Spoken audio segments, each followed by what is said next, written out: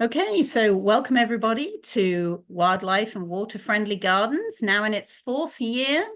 I'm Michelle Scholes, and I'm an instructor here at Clackamas Community College's Environmental Learning Center on the campus of Clackamas Community College in Oregon City.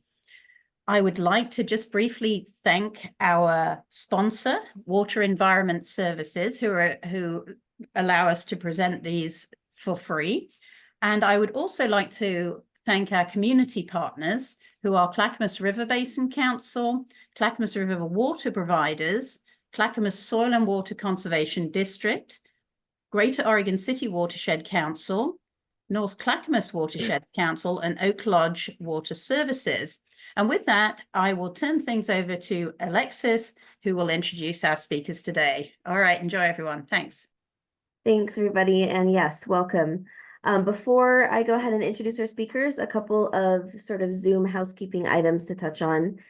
Please send in any questions that you have via chat, and I'll respond to you there. I will be collecting those during the presentations today and then relaying them to Amy and Galen during our Q&A period. So know that you can ask questions of Galen just as much as of Amy. Thanks for all of you for staying on mute. That helps keep like background echoes to a minimum. And yeah, it's my pleasure to go ahead then and introduce our speakers. So Galen is a stormwater specialist in the Watershed Protection Program for Clackamas Water Environmental Services, or WES. And Galen's been working in the natural resources field for a decade in both Oregon and California. He holds a Bachelor of Science degree in Environmental Science from Oregon State University and a Professional River Restoration certificate from Portland State University. Outside of work, Galen enjoys whitewater kayaking, backpacking, and photography. And then we also have Amy Whitworth. Amy is the lead designer and owner of Planet Earth Design in Southeast Portland. Since 1998, Amy has been helping her clients craft earth-friendly gardens and deepen their connections with the natural world. She's received numerous awards for her educational and habitat gardens, including OLCA's 2018 award for the best residential renovation from the 35 to 75K window. Her background combines horticulture and fine arts. Amy teaches naturescaping and rain garden classes for local soil and water conservation districts and presents on various sustainable design topics to homeowners, gardeners, and professionals alike. Since 2005, she's been a vocal advocate for the rights of Oregon's professional landscape designers to practice their trade. So with no further ado, we'll go ahead then and have Galen start with his slides on screen share, and then we'll toggle over to Amy after his introduction. Thanks, guys. All right, can you see my slides? Yes. We can, and they are full screen. All righty. Welcome everyone. Thank you for having me. My name is Galen. I work with Clackamas Water Environment Services. Just want to talk a little briefly about how climate change is impacting our watersheds and kind of what we do at WES. So WES, we are in the business of producing clean water, protecting water quality, and recovering renewable resources.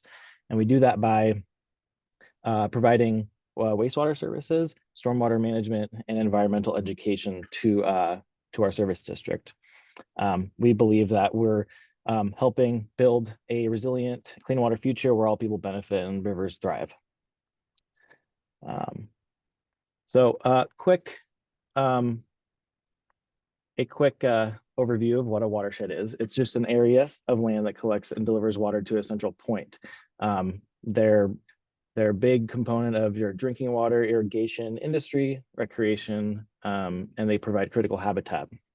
And each one of us lives in a watershed. This is the image of the Clackamas River watershed. As you can see, it starts up in Mount Hood. So Timothy Lake is one of the sources of it, and it goes all the way down through Educator, Sandy, and eventually into the Willamette River. Here at WES, we work within 5 major watersheds: the Clackamas, the Molalla, the Tualatin, Sandy, and the Lower Willamette. For example, the Clackamas River watershed is about 1,000 square miles, which eventually flows into the Willamette River. That the Willamette River watershed is about 11,000 square miles, and that Willamette River flows eventually into the Columbia River, which is over 250,000 square miles. So watersheds are all different sizes. Let's see here, next slide. So what is stormwater and why do we need to manage it? Stormwater is essentially rainfall that flows over the ground surface. When it hits the ground, it picks up, it hits driveways, parking lots, rooftops, and other paved surfaces, and creates and picks up all the pollutants and other chemicals that are on those surfaces and transports it downstream through the watershed. As you can see in this illustration here, the more forest we have naturally absorbs our rainwater. The more paved surfaces and urbanized landscapes we have, the increase of surface runoff and transportation of those pollutants. So here's another illustration of kind of what how stormwater might pick up different types of pollutants and bring it to a central point.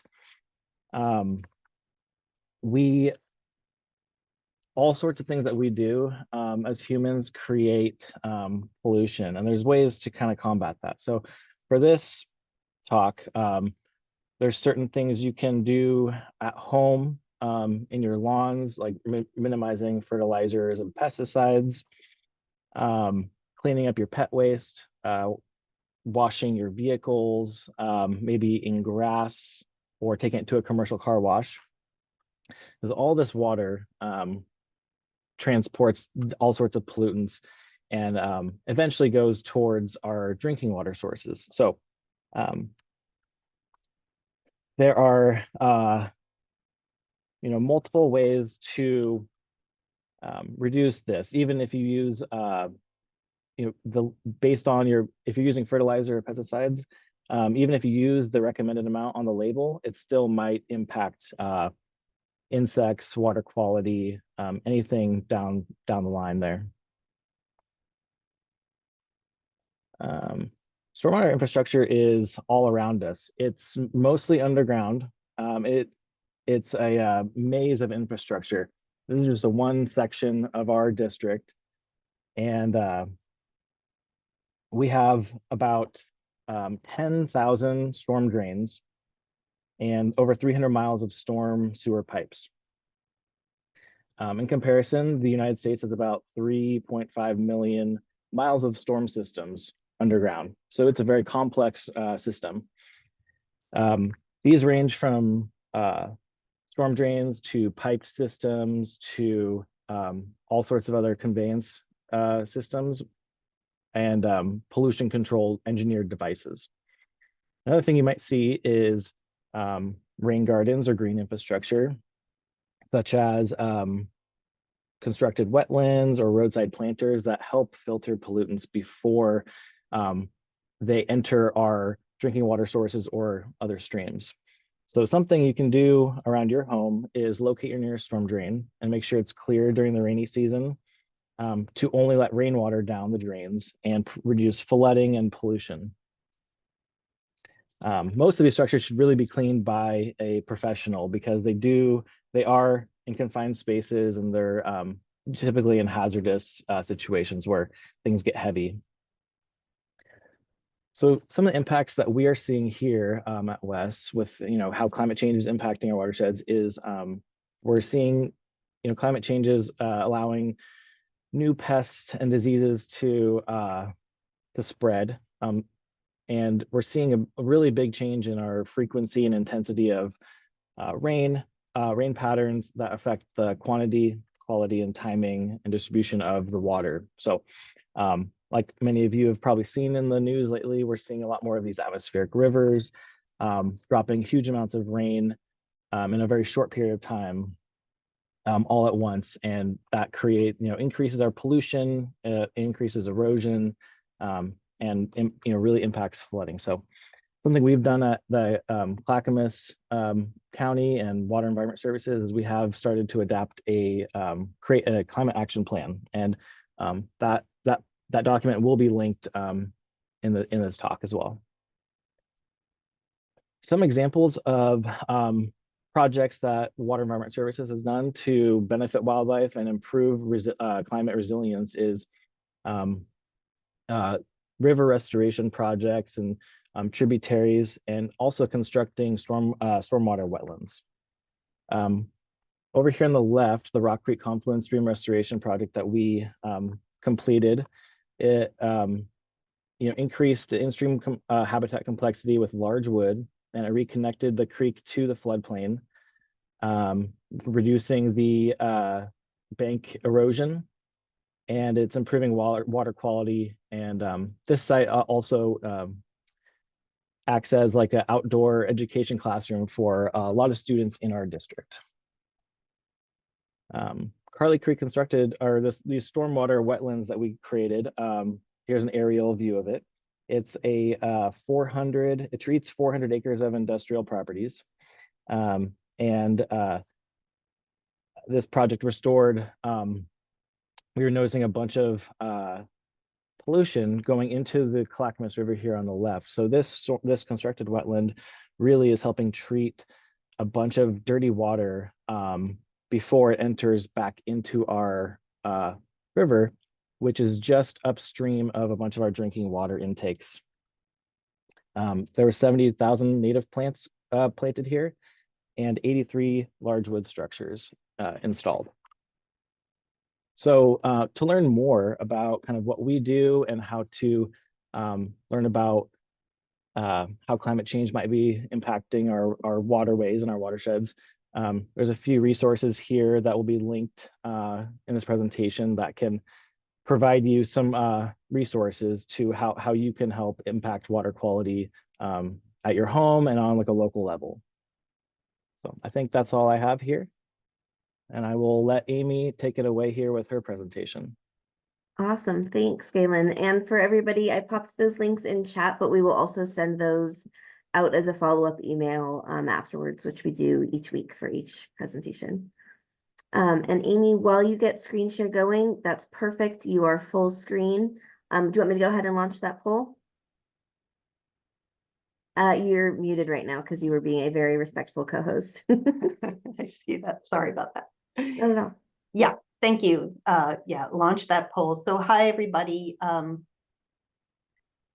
thanks for joining us today. We're going to talk a little bit more about climate and gardening in the climate. And thanks so much for your great intro chats about the climate and how it's affected your gardening. I think there are so many ways that we have been affected, and it's really cool to hear about all of that for you. And of course, you know, most recently with the ice and snow, and so many trees have been lost, which is a great and devastating loss for the urban canopy, particularly. And there's, you know, it's just really difficult to see what is going to happen. You know, we just don't really know the future. There's a lot of climate models, they keep changing, mostly getting worse from what they were before. How is our poll doing here? It's good. We have about 76% participation, so I can Okay. end it and go ahead and share the results. Sure. So yeah, it's looking like drought and heat being the most important ones. And those are tough problems. Yeah, especially as it gets worse and worse. So we'll see if we can address some of those issues as we move forward. So yeah, climate.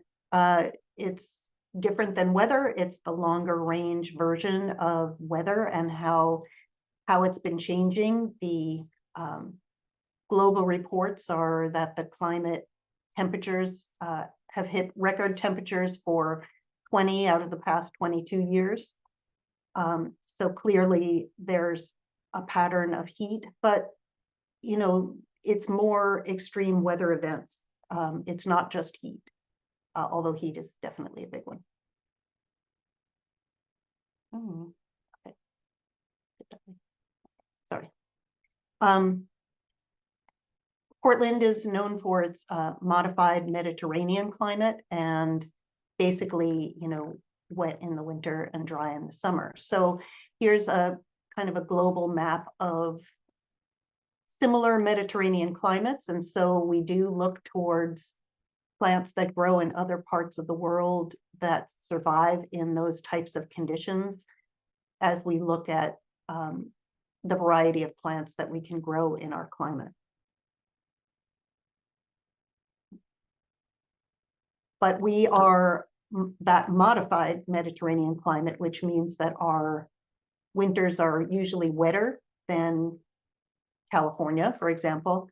And that's really different. It's not really just about the dry. Our plants also need to tolerate our super wet winters, and they're becoming wetter all the time.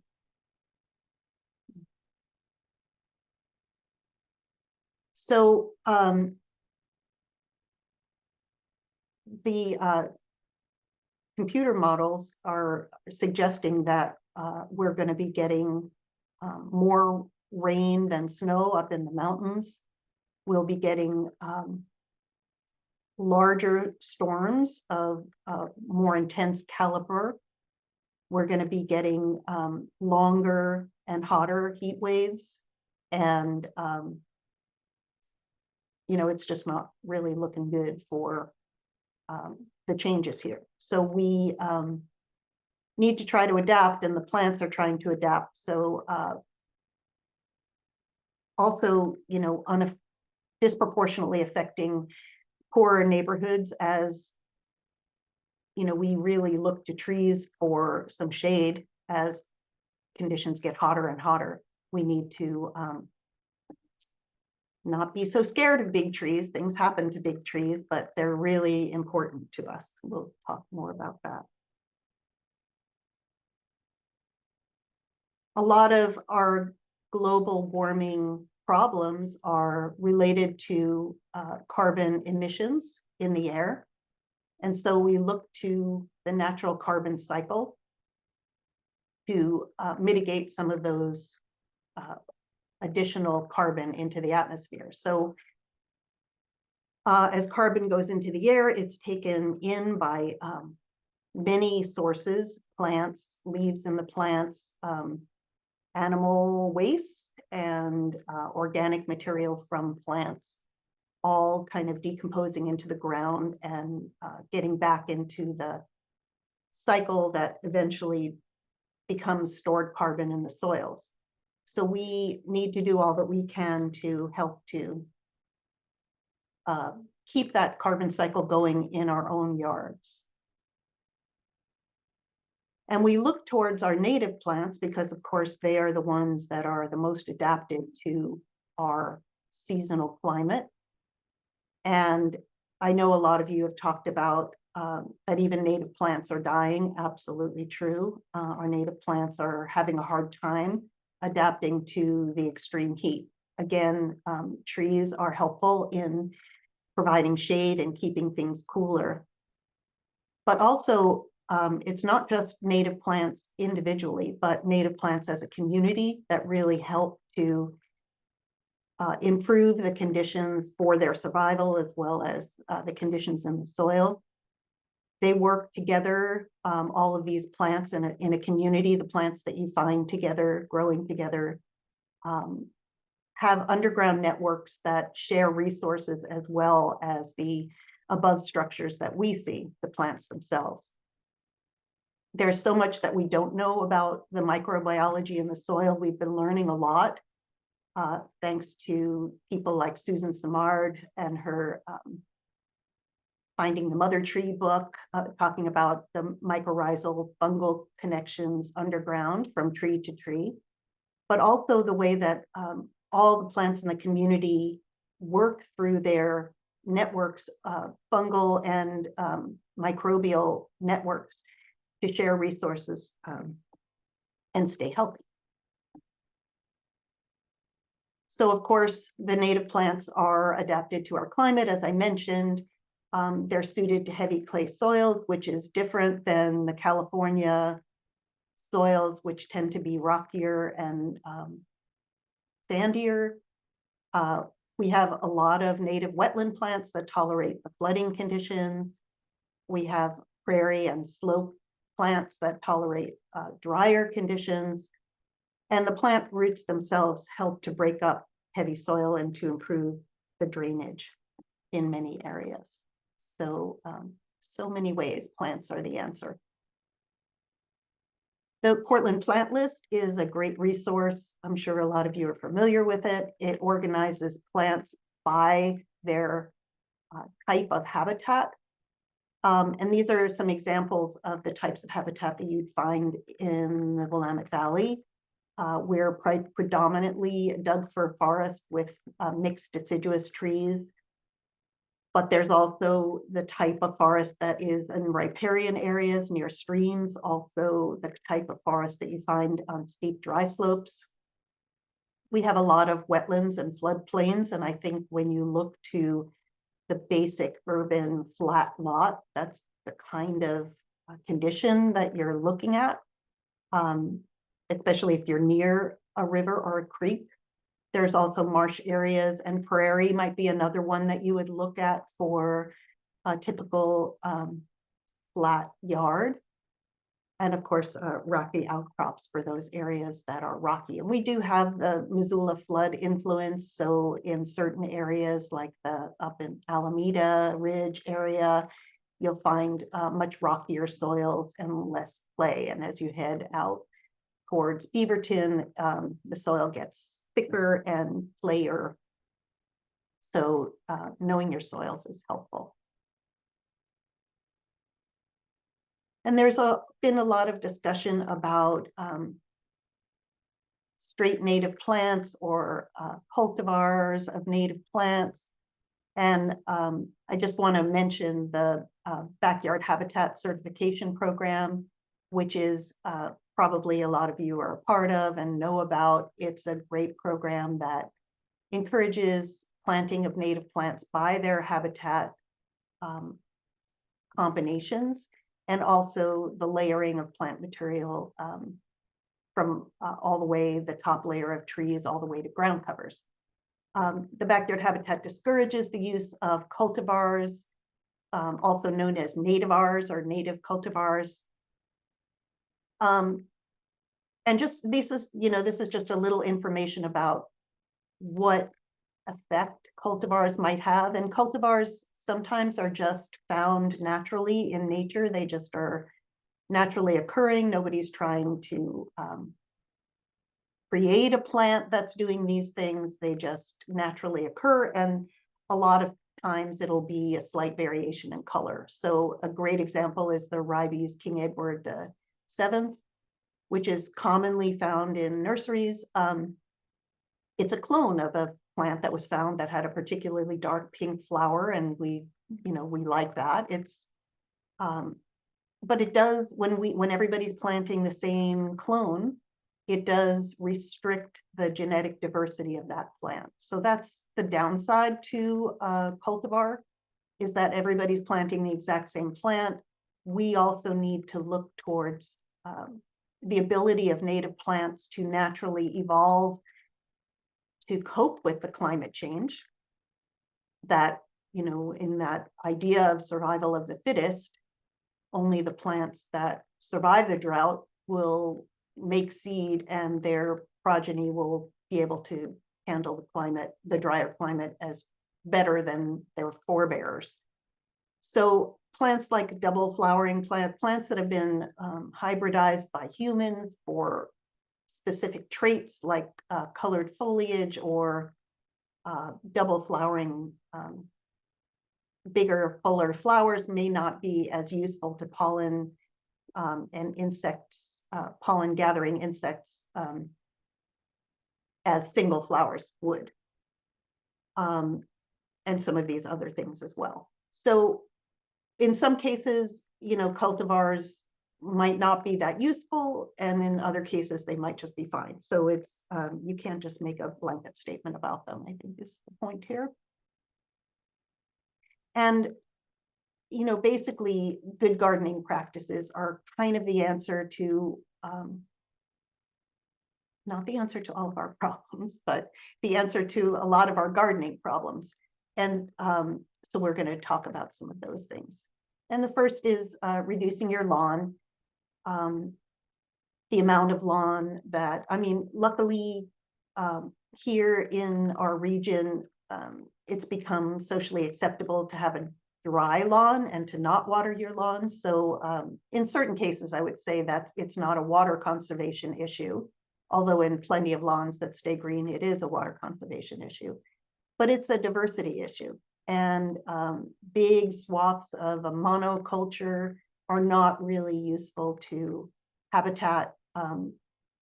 They don't support pollinators. They need a lot of resources in terms of inputs of like a weed and feed, pre-emergent, or chemical fertilizers are used a lot on lawns. So reducing your lawn and increasing planted area is a really positive thing for the environment in general. And in the areas where you are still keeping lawn, using an ecology lawn, that might be a mix of clover and some flowering plants that come and go. So it's a mixture of perennials and grasses. That would be also that the practice of mowing higher and leaving the clippings on the ground, reduce the need for fertilizers. When you mow high, you're keeping the ground cooler, and that's one of the keys that we're going to be talking a lot about this afternoon. Galen talked about watersheds, and I encourage you to think about our properties as its own watershed and doing what we can to keep water on site by making some subtle contours. It doesn't really take much to move water around a surface. If you've just ever watched or played with water, you know that making a small little mound will divert water to another direction. Of course, the faster the water is moving, the more difficult it is to control that water. But as far as surface water goes, just water flowing over the surface of the ground, these small contours go a long way to hold water on site, rather than you can see in the photograph beyond with the lawn, it's just sloping down to the street where water would tend to just flow right off of that flat ground to the sidewalk and eventually to the street where it picks up pollutants, as Galen described. So small contours will do a lot to slow the water. You can direct your downspouts into these channels through your ground. The downspouts, again, in big rain events will require some stronger berms to keep them in their channels and not let them just wash downstream. And I mentioned to keep stormwater on site whenever reasonable, because there are times that it's not appropriate to keep your water on site. And examples of that might be heavy clay soils that don't infiltrate well in the first place and cause maybe some flooding problems in the house. Other examples might be steep slopes or unstable soils where there's landslide challenges. So again, knowing your site and making educated decisions about your landscape. But we're talking about soil as a sponge, and that is the forest model of lots of organic matter, making a spongy soil surface. And we, of course, are building our gardens on constructed surfaces where the natural materials have been stripped off, maybe a long time ago, maybe recently, but these are basically compacted soils that are needing some help in the way of organic matter. And so these elements of what goes into the making of a healthy soil is, number one, living roots in the ground. So plants are the thing that creates healthy soil. They have that interaction with the microbiology in the ground. They are taking nutrients from the air. They're putting them into their roots in the form of sugars that then microbes take up and move around in the soil column. And they also create soil structure, all those microbes. So we want to reduce compaction. Compaction means that there's no air spaces in the soil. If there's no air spaces, there's no room for water either. So we want to make sure that we have that nice, fluffy, crumbly soil tilth that you can, at any time of the year, kind of scratch the surface and be able to get into the ground, that it's not hard pan and really rock solid. You want to keep the soil covered. Soil needs protection. We'll talk about various ways that that happens. But a really easy one is to leave the leaves. That might not work for, rake them off of your paths and maybe your lawn areas, brush them off the surface of your plants, but let them lay on the ground as mulch. There's so many benefits of leaving the leaves, from places for birds to root around and find insects, like to crawl around. Small amphibians live in that layer in the wintertime. And they break down and become great organic matter that then earthworms and other beetles and underground insects will mix into the soil. And so this idea of tilling or no tilling, I mean, lots of discussion about that. We don't like to till. Tilling is not good. We've learned that from the Dust Bowl in the Midwest in the 40s or 30s. Tilling, when we talk about bad tilling, we're really talking about constant, year after year, tilling to the same depth. That's what creates that hard pan underneath. But with a lot of our soils that have no structure and are really compacted now, in the case of new construction or some damage or areas that have been disturbed, when you're about to do some planting is the best time to actually incorporate some good organic matter and loosen up that soil column in the first place. So it might or might not be tilling. It might be done with a shovel. It might be done with a broad fork, which is kind of a open fork tool that cuts some grooves in the soil and lightly, without disrupting things too badly, kind of opens up the soil and allows for the addition of compost in the soil. I'm not talking about double digging. I'm not talking about really tilling to a fine powder. I'm just talking about your one opportunity to get some organics in the soil so you can start activating the soil column and increase that with your mulch over time. So when compaction is the enemy, infiltration is our friend. So you want those air pockets. That's what you're looking for, to increase the infiltration and reduce that surface runoff and reduce flooding as well. And with flooding comes soil erosion, which is also bad, and it clogs up rivers and streams. And salmon need those kind of open, clear, pebbly streams in order to do their spawning. But with lots of silt from urban areas rushing into rivers, when the river gets really dark and cloudy, it's depositing a lot of silt down further downstream. So when we have those healthy soils that are crumbly and dark and have lots of air spaces, it starts to hold water longer into the growing season. So for those of you that are concerned about plant survival in the drought, we're looking to soils that will stay moisture through the season to be able to make plants with deeper roots that can tap deeper into the reserves of where their water stays longer into the season. And I encourage you to make and use compost and earthworm castings to increase the biodiversity of microorganisms to really activate the soil. Earthworm castings go a long way to kind of inoculate the soil with microorganisms that they pass through their system, leading to healthy soils. Dead wood is another really important element of healthy soils. This is a picture of kugel culture, which is a permaculture idea where you take rotting wood and put it into a depression in the soil and then cover it with the soil that was excavated before. And then the idea would be to plant into it. So you can make a little bit of a mound out of this in time that wood breaks down and it sinks back to its natural level.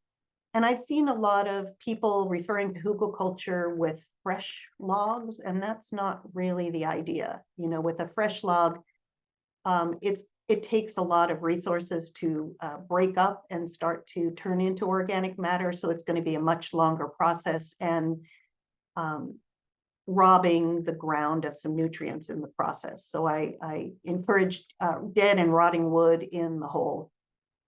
And the other thing that's just as important is logs and branches on the surface of the ground to encourage insects and increase habitat, also slowly building soil over time. So when we think again about the forest and it's kind of got its high areas and low areas, and a lot of those mounds are caused from downed wood that over time have broken down into soil with plants growing into them, the whole nurse log effect where a dying log starts to gather seeds in the moss or in its crevices, and then the roots are starting to penetrate, eventually turning into soil. So again, the carbon cycle at work. And then sometimes with disturbed soil, it's helpful to inoculate with a small amount of soil from a functioning ecosystem that could be in another part of your yard where similar plants are growing, or natural area nearby where you can maybe find a little area of disturbed soil and collect a little bit of soil, not the surface of the soil, but actually in the soil. You can, of course, buy inoculants that you can plant in your planting holes, but we're really just learning about microbiology and the way that it works in the system with plants.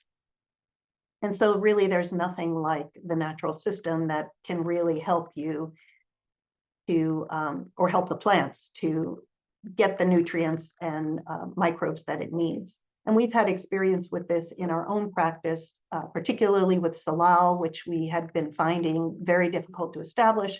In some sites, it just grows naturally with no problem. On other sites, it's almost impossible to get it established. But once we started digging in the soil around where salal was naturally growing or growing in a garden, and we would take just a small pinch of soil, like a tablespoon of soil, and put it in the hole when we planted a new salal, we found that we had a much higher percentage of success when we did that. So just a small example of that important interaction. And get chip drop.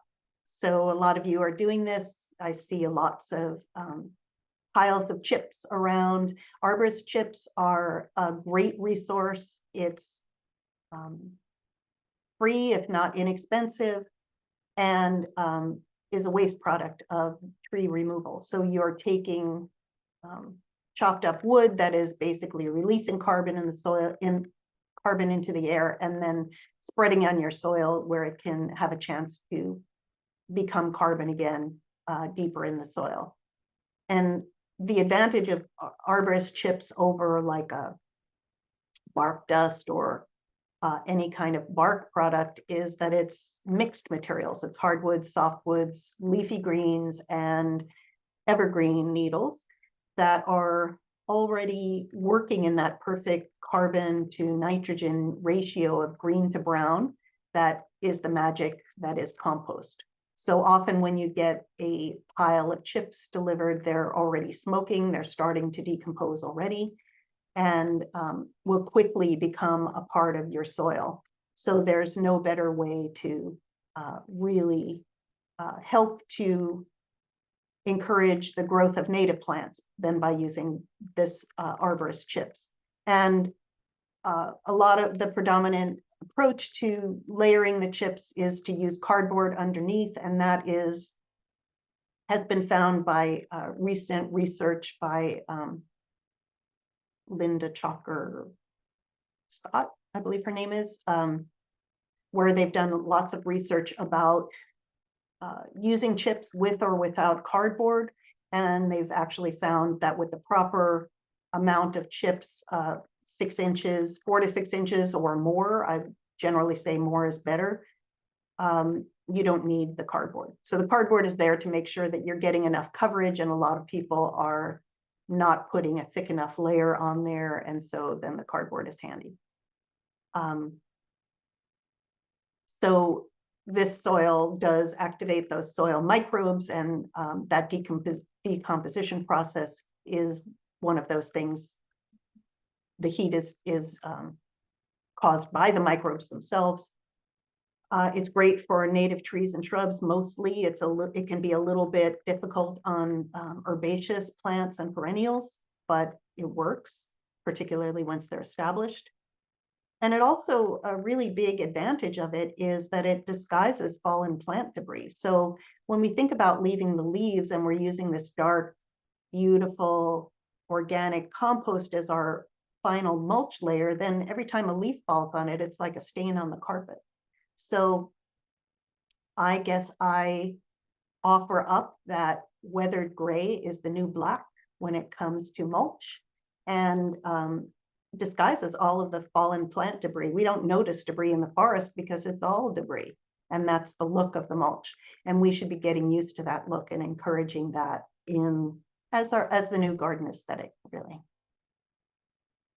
So that is organic mulch, and there is also inorganic mulches. And a lot of this depends on the kinds of plants that you're growing and the kind of soil conditions that you're trying to create, because a lot of our drought tolerant Mediterranean plants from the Mediterranean basin, like rosemary and lavender and plants of that type, they really can't handle wet soils very well. I mean, they can handle well-drained wet soils is fine, but really solid clay that is holding a lot of water and tends to flood, it has no tolerance for that at all. And that's when you need to look at inorganic materials like rock and gravel as mulch, and also to incorporate into the soil. So the woody mulches. And Amy, sorry, yeah. I just wanted to let you know, this is your like 5-minute warning check-in. We started a little bit late, so we're gonna go a little bit past. Thank you. Okay, so keeping the soil cool and retaining moisture, reducing the weeds, improving the soil health, as we've been talking about, and reducing compaction. It's very airy. There's multiple sizes. That's another downside to bark mulch, is that it's all the same size. When you have multiple sizes, as you do in the arborist chips, it leads to reduced compaction. And then when you're using gravel mulches, they're also appropriate and helpful because they improve the drainage in the soil. They help to absorb heat, which can be good for certain plants.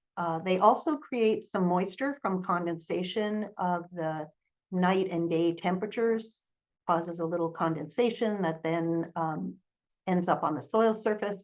They're also fireproof, which is important in terms of climate change. And a lot of times when we're working with heavy clay soils, we'll use a combination of 1/4-10 clean, which is not quarter minus. It doesn't have the fines of a minus. It's just a 1/4 inch and no fines. Mixing that half and half of gravel and compost, so that we're adding nutrients to the soil, but also opening up some of those heavy clay soils with the gravel. And then most importantly is green mulches. So thinking about the plants as a mulch, and not having to add all these materials, but the plants themselves are the materials which the leaves fall, and then they mulch themselves. But when plants are covering the ground, they are reducing temperature and creating this moist environment around themselves that stays moister in the summer. And it also builds habitat and reduces weeds. So planting close together is important. And also chop and drop, which is a technique of recycling your green waste directly onto the ground. Every time you're cutting back your plants, you can just drop it, chop it and drop it on the ground, let it go back to the soil. It's kind of like a slow compost pile throughout your garden. You can put weeds there, grasses there, as long as they're not flowering and having weed seeds. They're returning nutrients to the soil. And also this kind of new idea of matrix planting, which is really planting plants close together, up to 12 plants in a square yard. So thinking about 10-inch spacing on plants instead of 2-foot spacing on plants, so that they start to interact. And again, this works the best with plants that need the same conditions and are naturally grow together. Is the way to kind of work a naturalistic planting using the matrix, which is the lowest level to really solidly cover the ground, and then using your accent plants the same way that you might in your regular garden. So for wet soils, we encourage you to plant wetland plants, things like raising the soil level or planting on a berm. Redirect that water to an appropriate spot. So in other words, if there's a puddle right in the middle of your walking space, move it, or create a dry gravel path for circulation. So you don't have to be marching around on a soggy lawn in the winter. Get yourself a good, well-draining gravel path for your important circulation paths. And for freezing temperatures, of course, protecting marginal plants. If they die, maybe considering not planting marginal plants again in the future, or thinking of them more as an annual or short-lived plant. Bring containers indoors or group them together and wrap them in a sheet or a frost cloth. Make sure that your plants are well watered before we go into a freeze so that they don't dehydrate from dry winds. And there's also a technique of spraying the foliage before the freeze if you can't wrap them. All of our plants that were coated in ice, when the temperature drops to the low teens and below, these plants are staying at 32 degrees. So they're actually staying warmer than if they were just dry. They do that a lot in citrus groves in California and Florida. And then for the dry summer garden, of course, planting heat and drought tolerant plants, choosing them that way to begin with, which means that you might want to be incorporating more gravel into your soils, making sure that your soils are well draining or those plants will not thrive. Consider natives from drier climates, and berm for extra drainage. And then watering in a time of climate change, the various options are hand watering, drip irrigation, or soaker hoses. If you're using sprinkler heads, you want to be looking towards those multi-trajectory rotors, which are more streams of water rather than a mist of water, and they're more efficient in getting the water to the ground. But better yet is drip irrigation or soaker hoses. And if you're not familiar with the weekly watering number, you can sign up at regionalh2o.org, where they pretty much give you the amount to turn your irrigation down or up each week based on the weather that we are getting. So you put in your zip code and it's very finely tuned to your zip code. And then of course, trees to one of the most important things that we can do to combat climate change, because they do a huge amount to soak up and filter stormwater for rivers. They reduce the heat island effect, which affect poorer communities the most. So big trees, better than small trees. They recycle the nutrients, as we've been talking about, and support wildlife. And they do a big job of sequestering carbon as well as filtering air pollution and controlling erosion. So there's been a lot of talk of assisted migration, particularly of trees, moving trees from drier, hotter areas north from California up to our area, maybe Southern Oregon. you know, the thing about this, it seems like a great idea, but we don't really know the impacts. You know, humans are famous for having lots of great ideas and not really thinking through the implications or even knowing what the implications are. So it seems like, you know, these are examples of trees and plants that might be worth moving up here. But we don't really know what the risks are, and and we don't want to forego native plants and their biodiversity as they struggle to get used to hotter climates. So we don't want to discourage natives in favor of California natives, but planting both is probably a good practice.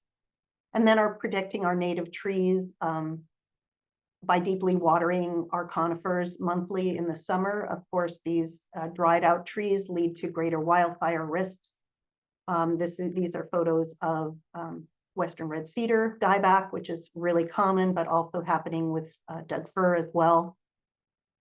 In planting trees, avoid the ones that are the most susceptible to damage from wind and ice, like birch, willow, and poplar, and others. And thinking about fire safety in the garden also, in terms of 30 feet from the house, keeping things low. This is particularly if you're surrounded by a natural area or surrounded by a wooded area where wildfire, or at the top of a hill that's wooded. Keeping your grass green and mowed around the house is going to be important, and making islands of plants rather than a full forest of plants. That's the way to rock mulch near the house, stay away from sweeps of dried grasses, and plant fire-resistant plants. So for planting, November through April is best. We want to get a chance for those plants to get their roots established, and test your soils to learn as much about them as you can. Never plant into saturated soils through the winter. Wait for a couple of days until it drains off. Your amendments can be added on the surface and then incorporate it when you're digging your holes. That's kind of important. If you're doing any summer planting or warm weather planting, be sure to soak your plant and soak the hole well with a couple of fills of water before planting. Loosen the tighter encircling roots. The smaller the plant, the easier it's going to establish, so keep that in mind. And always water and mulch after planting, mulch being the most important. And then these last two slides are really just examples of plants that can tolerate both dry conditions and wet conditions, which is our situation here. So you will get this access to this slide deck at the end of the program, so you don't have to write all these down, but those were some woody plants. These are some herbaceous plants tolerant of wet and dry conditions. So it's not just dry, it's not just wet, just like Goldilocks and the Three Bears, it's just right. So keep your soil covered and cool, and you will feel covered and cool. And that's it. Awesome. Thank you so much, Amy. It's been a really lively conversation and chat throughout. And yeah, people have been really engaged. So we're a little bit behind schedule than usual, folks. Usually we wrap up by 1 o'clock sharp, but I think we'll be going a bit over today. So for those of you that have to hop off at 1, I'm putting our evaluation link in chat. And just a reminder to everyone to join us next week. The topic is friend or foe, how to identify invasive plants in our backyards. So I will go ahead now and start reading through the various, oh, my screen changed one screen share. Sorry. That's okay. I'm going to go ahead and read through the questions that I have copied over, and we'll also be keeping an eye on chat. So one thing that we had a couple questions on was when you were talking about working with gravel mulch, and you mentioned the quarter 10 clean mixed with half and half with compost. I think folks are wondering if you could speak to that a little bit more. Like, are you talking about using that throughout a yard versus gravel being used on a pathway? Yeah, and do you plant into that, or are you only using it on the surface? Can you talk a little bit more about that? So when we use the half and half compost and gravel in garden installations, we're again talking about big landscape disruptions and an opportunity to incorporate into the soil. So that's when you use the combination of mulch and gravel dug into the soil to help open up those soils initially before planting. You can use them both as a mulch would also be fine. You know, the compost disappears over time and the gravel stays in place. So it would be improving the drainage at the surface of the ground as well. So it could be used in either way. And I do encourage it, that idea of, you know, spreading the amendment over the ground area where you're about to plant. And some of it's going to go in the hole, some of it's going to be outside of the hole. It just kind of gets incorporated around. So I hope that answered that question. Thank you. A couple questions related to arborist chips. What someone asked, won't arborist chips be a fire hazard? And how do you prep an area which has arborist chips to get it ready for seed sowing? So those are two questions. I can repeat either of them. Those are really great questions. And everything that I've read about arborist chips and fire danger is that these chips are not a fire danger. However, that doesn't always make perfect sense to me. I think the deal is that they're actively composting, and so they're holding moisture in the soil, and they're bigger pieces, so they're not as easy to catch. That being said, I still would recommend, if you're in a fire danger area, using those mulches far away. It's still really important to mulch, but maybe a more finished mulch closer to the house, or an inorganic mulch like rock around the house, so that you're really decreasing the fire danger right up close. And then the other one, was that both of them, or? Was how do you prep an area which has arborist chips to get it ready for seed sowing? Oh, for seeding, yeah. So arborist chips and seeds do not mix very well. So it's not a great seeding medium.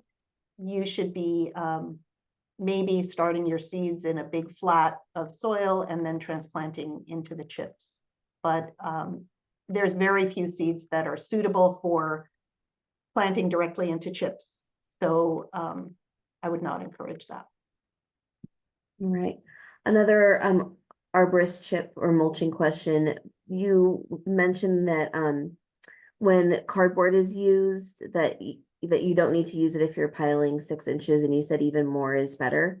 How does that interface with when you have plants established in the ground and like low-lying plants, like kinnikinnick? Like how would you meet? Yeah, so you can't, you know, you don't want to cover them over, but really when you're using that arborist chips as mulch for killing your lawn, for example, that's when you want to be using the 6 inches of chips.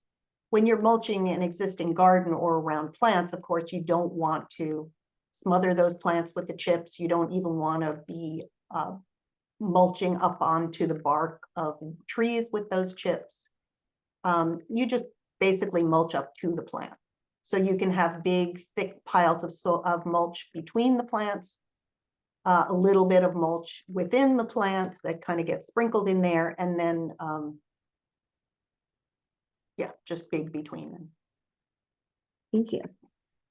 A couple lawn-related questions. Why not grow moss lawn? No mowing. Yeah, absolutely. I'm down with that. You know, moss is an indicator that you have tight soils that are compacted. That's what moss is telling you. And what moss is trying to do is to create soil. That's what moss's job is. It collects organic debris, and then it helps filter that, you know, over a very long period of time to the ground. So yes, when you have moss existing on site, if you want a little Zen practice, pull out the grass and leave the moss. It's happy there, it wants to be there. Moss is great. It's just difficult to establish. If, you know, it really needs a compacted soil. Thank you. And then what's the best way to get rid of a small lawn so a pollinator garden can be planted? Chips, arborist chips. You can also, if you want to seed in like wildflower seed, then you might need to strip that lawn. If you can, turn those sod pieces over, make a pile somewhere in your yard where it can slowly decompose, cover it with soil or some tarp of some kind, so it will kill the grass and the weeds in the soil, and then you can use it elsewhere. But if you use the chips, you'll have to wait a year or two before you can seed into it. Or yeah, just remove it. Great, thank you. Someone asked, how long do we leave the leaves, and can you do more of a cleanup as we enter spring? Leave the leaves forever. What I would suggest you do, if you're wanting a little bit of a cleaner look, you can take a steel rake or a cultivating tool and kind of scratch around in the spring to kind of help to break those up. You can, if you have lots of leaves falling from trees, you can use a mulching mower out in the lawn, kind of rake them into the lawn, make them into smaller pieces, and then rake them back into your beds. Or another technique that we've used is to lightly cover those leaves with compost in the spring. If you're in that transition where you're getting used to gray is the new black, you can just sprinkle that compost on top so it has a darker, richer look to it, and you're kind of covering up some of the stuff that you don't want to see. But it needs to be thin. You're not looking for a thick layer of compost. You're just trying to darken it up. Thank you. A couple more like individual site-based questions. Someone wrote that they have tight clay and sandy soil in their yard mixed with river rocks, and should they leave the rocks? Rocks do not hurt plants. They just make it hard to dig.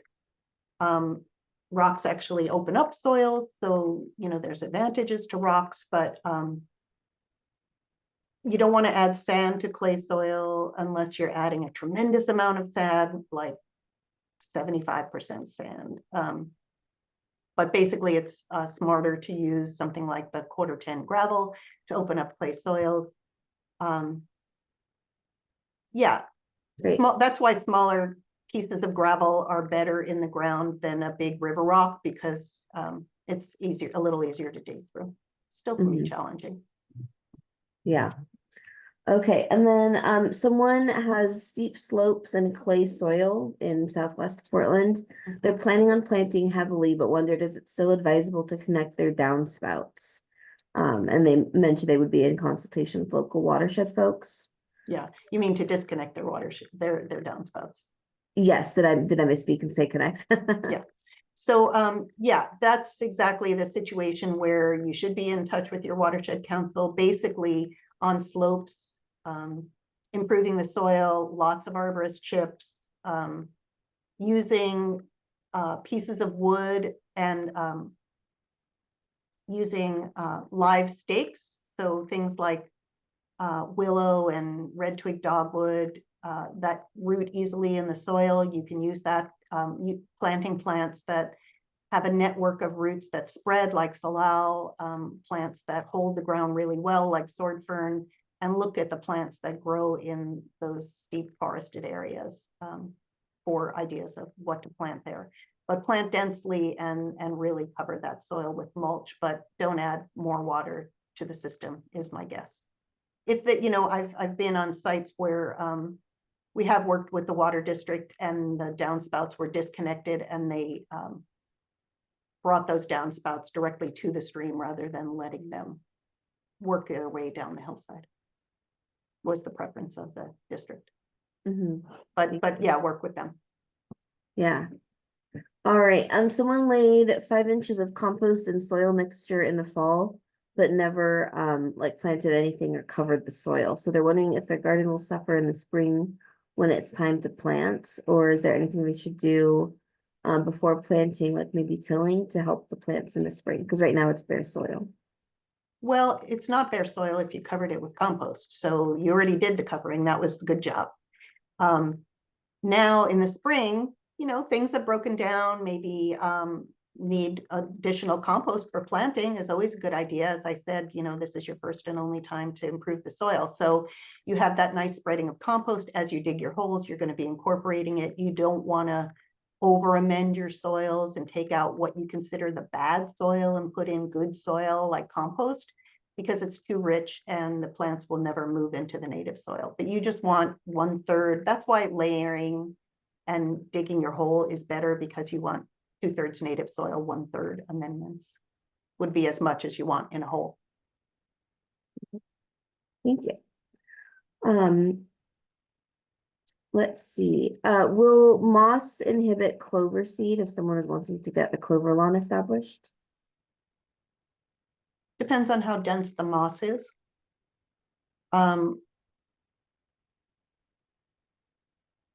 Yeah, it kind of depends. I would say maybe scrape the moss where you're looking to seed. Okay. Or, get a power rake that will kind of get all that thatch and moss out of there, and then seed is going to be more successful. Thank you. And then this one might be a better fit for Galen, but someone asked if just nitrogen lawn fertilizer causes harm. Do you want to take that, Galen?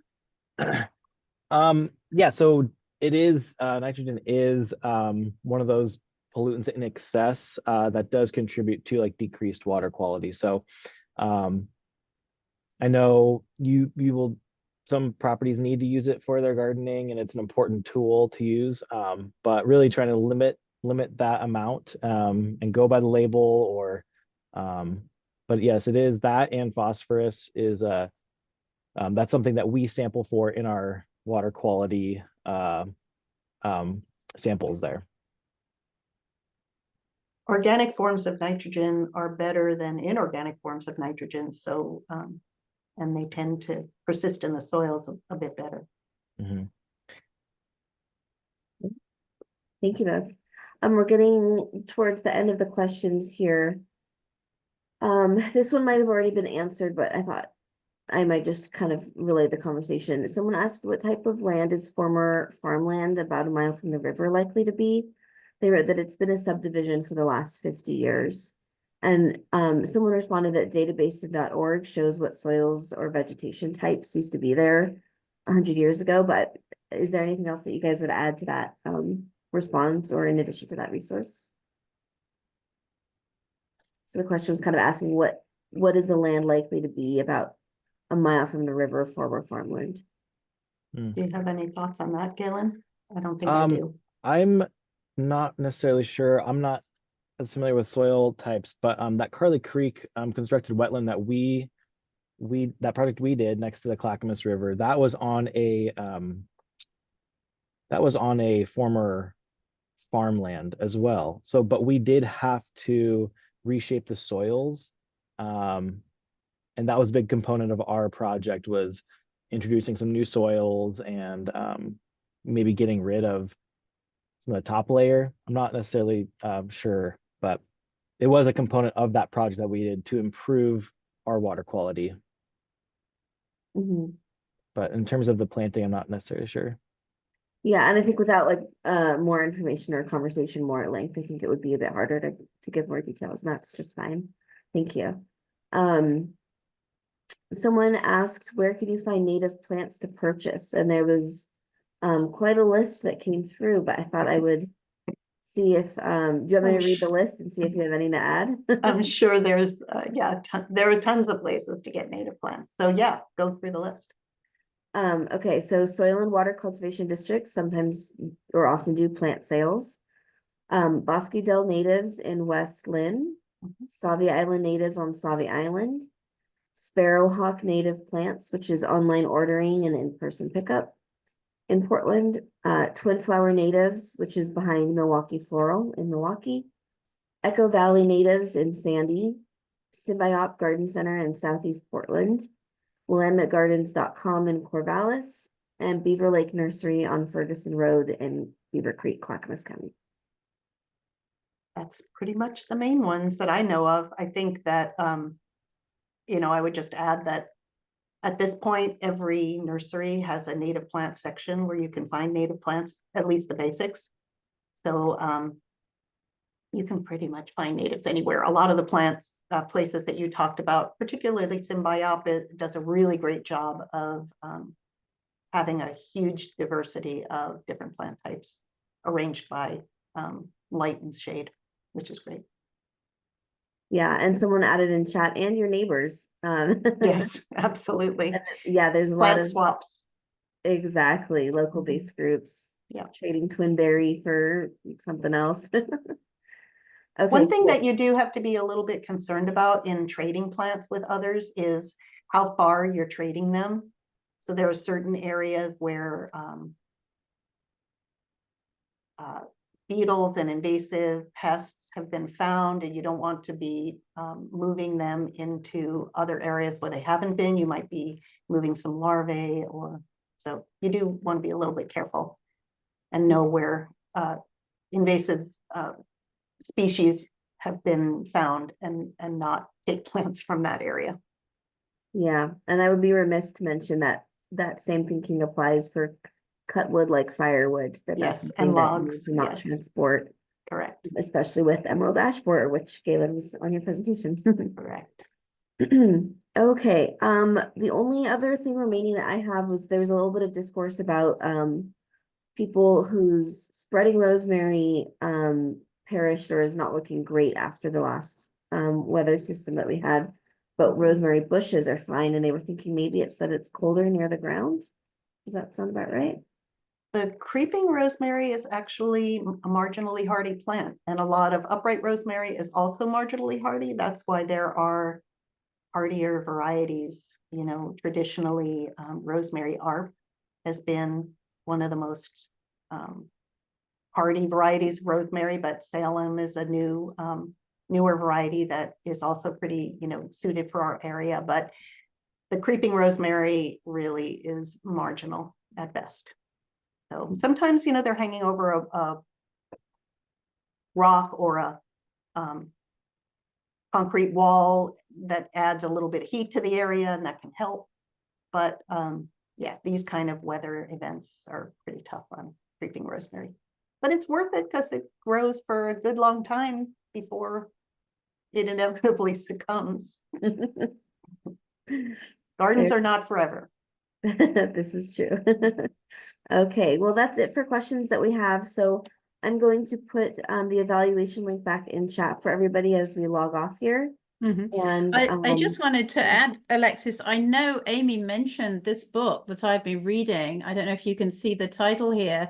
This is the one, Finding the Mother Tree, Discovering the Wisdom of the Forest. And if you haven't read it, it really had a lot of detail about soils and fungal networks and everything. And I've really been enjoying that book.